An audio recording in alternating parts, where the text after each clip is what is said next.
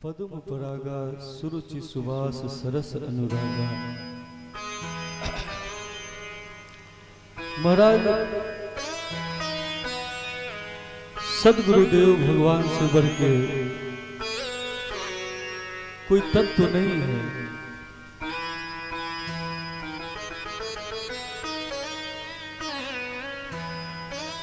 स्तुति के दौरान मंगलाचरण में गुरु की वंदना के संदर्भ में सर्वाधिक प्रचलित जो श्लोक आता है, गुरुर् ब्रह्मा गुरुर्विष्णु गुरुर्देवो महेश्वर, गुरु साक्षात परम ब्रह्म तस्मै श्री गुरुवे नमः।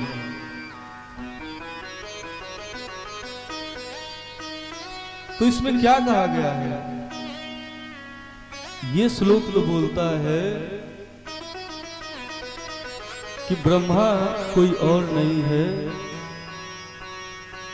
गुरु ही, गुरु तत्व ही ब्रह्म तत्व है, ब्रह्मा तत्व है और ब्राह्मण तत्व भी है। गुरु ही विष्णु है, गुरु ही शिव है, शिव भी गुरु है, शिव जगत गुरु है। लेकिन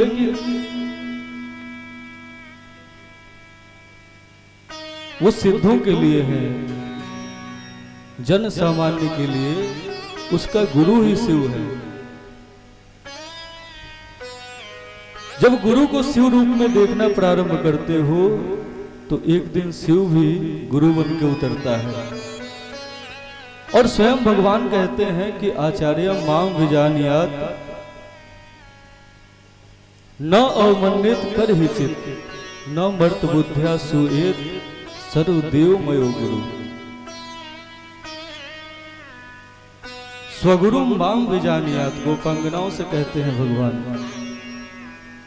और स्पष्ट कहा कि यदि तुम जीवन को सिद्ध करना चाहते हो, जीवन में ज्ञान प्राप्त करना चाहते हो, तो गुरु मेवा विगच्छेत समित पाणि श्रोत्रियम ब्रह्मनिष्ठम। उपनिषद स्पष्ट उद्घोष करते हैं कि गुरु के पास ही जाओ, गुरु में एव अभिगच्छेत, एव शब्द लगाया ही, गुरु के पास ही जाना होता है। और इसीलिए गोस्वामी जी ने सबसे पहले गुरु अपने सदगुरुदेव भगवान के चरणों की ही तो वंदना किया है ना। कबीरदास जी क्या कहते हैं? कबीरदास जी कहते हैं कि कबीरा ते नर अंध है जो गुरु को समझे, और हरि रूठे गुरु ठौर है, गुरु रूठे नहीं ठौर। हरि भी रूठ जाए तुम्हारा महाराज, चिंता करने की कोई बात नहीं है। हरि रूठता है या मानता है या क्या चाहता है तुमको तो पता ही नहीं है। तो हरि रूठ भी जाए, हरि तो रूठा ही हुआ है, हरि को तो मनाने का विज्ञान गुरु बताता है। सदा सर्वदा से रूठा है तभी तो तुम दुख की योनि में भटक रहे हो। जिस दिन परमात्मा प्रसन्न हो जाए तो फिर कुछ पाने को बचेगा क्या? तो इसलिए कहा कि हरि रूठे गुरु ठौर है। हरि रूठ जाए तो गुरु तुम्हारा तुम पे प्रसन्न है तो महाराज फिर हरि से मिला देगा, लेकिन गुरु रूठे नहीं ठौर। गुरु रूठे नहीं ठौर। तो ऐसी है अद्भुत महिमा सदगुरुदेव भगवान की। कबीरदास जी का ही एक बड़ा प्रचलित दोहा है, गुरु गोविंद दोऊ खरे काको लागू पाए। आप लोग को याद है ना? किसको किसको ये दोहा याद है? हाथ उठाइए आप लोग। ये तो महाराज 50वां वर्ष पूरा होने को है अगले साल। यहाँ भगवान की मंगलमयी कथा होते हुए 50 वर्ष पूर्ण होने को है, तो आपसे तो अपेक्षा रहेगी ना। तो किस भक्त को, कितने भक्तों को याद है? पहली लाइन हम बोलेंगे, दूसरा आपको बोलना है। गुरु गोविंद दोऊ खरे काको लागू पाए, गोविंद दियो बताए। बलिहारी, गुरु को बलिहारी क्यों किया? क्या गोविंद नाम कबीर को पता नहीं था? पता तो था ही, फिर भी गुरु पे रीझते हैं। कबीर कहते हैं कि सतगुरु मुंह पे रीझ कर कहा एक प्रसंग, सतगुरु मुझ पे कृपा करके करुणा करके रीझ कर मुझे उन्होंने एक प्रसंग कहा, एक नाम दान दिया, और जिसके फल स्वरूप क्या हुआ, वर्षा बादल प्रेम का भीग गया सब। तो क्यों इतना कबीरदास जैसे महान भक्त क्यों गुरु को इतना बार बार कृतज्ञता अर्पित कर रहे हैं? क्यों मीरा रानी कहती हैं कि पायो जी मैंने राम रतन धन पायो,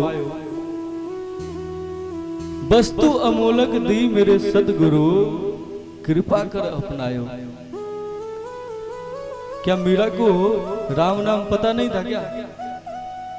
राम नाम तो सबको पता है ना, लेकिन फिर भी इतना क्यों जोर दिया संतों ने? क्यों बार बार गुरु के चरणों में लौट लौट के महाराज बलिहार जाते हैं भक्त कि आपने बड़ी कृपा किया है मेरे ऊपर, जो मुझे राम नाम दे दिया महाराज। दुनिया में कौन ऐसा होगा, दुनिया की तो बात छोड़ो, कम से कम भारत की ही बात करें तो भारत में कौन होगा जिसको राम नाम नहीं पता है? और वो तो भक्ति काल में आए थे, कबीरदास जी हो, ये मीरा रानी तो भक्ति काल में थी ना। तो भक्ति काल के भक्तों को क्या राम नाम पता नहीं था? पता था, लेकिन फिर भी क्यों कहती हैं? इसलिए कहती हैं कि वही नाम, वही राम का मंगलमय नाम जो है, जिसका स्मरण करते हुए हनुमान जी राम जी को अपने बस में किए रहते हैं। सुमिरि पवन सुत पावन नामो, अपने बस करी राख्यो रामो। कहते हैं ना गोस्वामी जी कि हनुमान जी राम जी का नाम राम राम सीताराम जप के सदैव राम जी को अपने बस में किए रहते हैं ना। तो ऐसा क्यों है? ऐसा मंगलमय नाम गुरु जब देता है महाराज, तो समझो अपना हृदय तुमको देता है। किताबों से तुम ग्रहण करोगे केवल राम राम, तो फलदायी कम होगा। जब कोई विप्र तुमको कृपा करके देगा, जैसे राम जी कहते हैं ना कि विप्र प्रसादात धरणी धरो हम, विप्र प्रसादात अजिता जितो हम, विप्र प्रसादात कमला बरो हम, विप्र प्रसादात मम नाम राम। तो विप्रों के प्रसाद से जो राम नाम तुमको प्राप्त होता है, संतों के प्रसाद से, सदगुरुदेव भगवान की कृपा से जब तुमको राम भगवान का नाम प्राप्त होता है, तो वह नाम संत उस नाम का सेवन करके, उस नाम की सेवा करके उस नाम को परम जागृत कर देता है। और फिर वह नाम जब तुमको प्रदान करता है, तो मानो जो कहते हैं ना कि नाम और नामी में भेद नहीं है, तो नाम के माध्यम से नामी को तुमको दे देता है।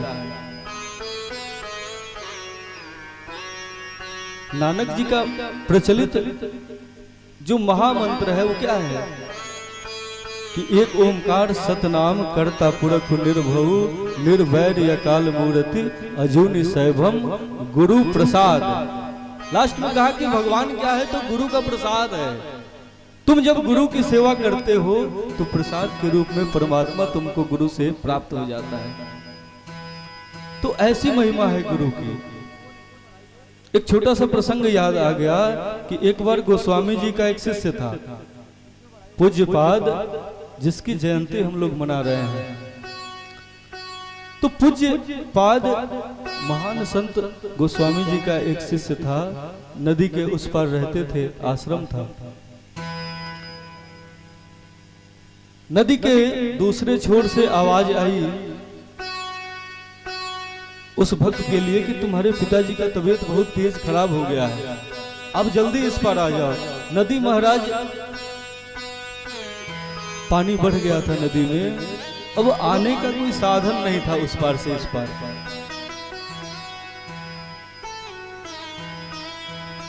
भक्त विलाप करने लगा गोस्वामी जी के सामने कि महाराज कोई उपाय आप कर दीजिए कि मैं पिता का अंतिम दर्शन तो कर लूं, शायद बचे न बचे कौन जानता है।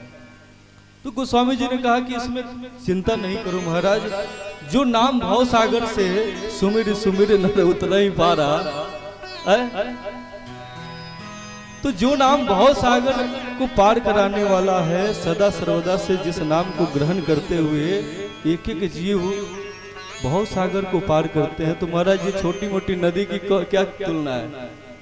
तो उन्होंने एक कागज पे, एक पत्ते पे ग्रंथ लिख ही रहे थे, तो एक पत्ते पे उन्होंने राम राम लिख दिया महाराज, और कहा कि इसको अपने हाथ में लिए रहना और मुख से भी राम राम बोलते रहना, लेकिन केवल राम नहीं बोलना है। शिष्य नया था, सिद्ध नहीं था, तो उन्होंने कहा कि आपको बोलना है गोस्वामी जी के राम, गोस्वामी जी के राम, केवल राम नहीं बोलना है। बोला कि यदि केवल राम बोलोगे तो डूब जाओगे, बोलना है गोस्वामी जी के राम। तो अब तो महाराज मन में संशय तो उठा, लेकिन फिर भी कहा कि महाराज पहले ये इस पे बाद में चर्चा कर लिया जाएगा, बाद में प्रश्न कर लेंगे गुरु से कि क्यों आपने अपना नाम क्यों जोड़ दिया राम जी के साथ, लेकिन अभी तो पहले पिताजी को देख कर आए। तो आगे निकल गया, तुरंत उसने गुरु पे विश्वास भी था, तुरंत बहती धारा में छलांग लगा दिया और नदी में आगे गया और गोस्वामी जी का राम कहते हुए नदी पार करने लगा, डूबा नहीं। बीच धारा में जब गया वह भक्त, तो मन में पुनः वह शंका प्रकट हो गई। तो कहा कि एक बार केवल राम राम कह के देखते हैं, कहीं शक्ति तो राम नाम में है ना, गोस्वामी जी ने तो बस दिया है, तो एक बार राम राम ही केवल कह के जरा देख लें, क्या पता नहीं डूबे। तो नहीं डूबेंगे तो प्रश्न करने का कोई अर्थ नहीं है, यही परीक्षा भी हो जाएगी। तो उसने गोस्वामी जी का राम कहना छोड़ के केवल राम राम बोलने लगा महाराज, और जैसे ही गोस्वामी जी का हाथ उन्होंने छोड़ा, वो बालक डूबने लगा। अब जैसे ही डूबने लगा, पुनः गोस्वामी जी की क्षमा मांग कर गुरु जी से, और पुनः गोस्वामी जी के राम, गोस्वामी जी के राम कहता हुआ पार कर लिया नदी। उसने नदी के उस पार गया, पिताजी को देखा, पिताजी तब तक स्वस्थ भी हो गए, और फिर पुनः उधर से नाव में बैठकर इस पार आ गया।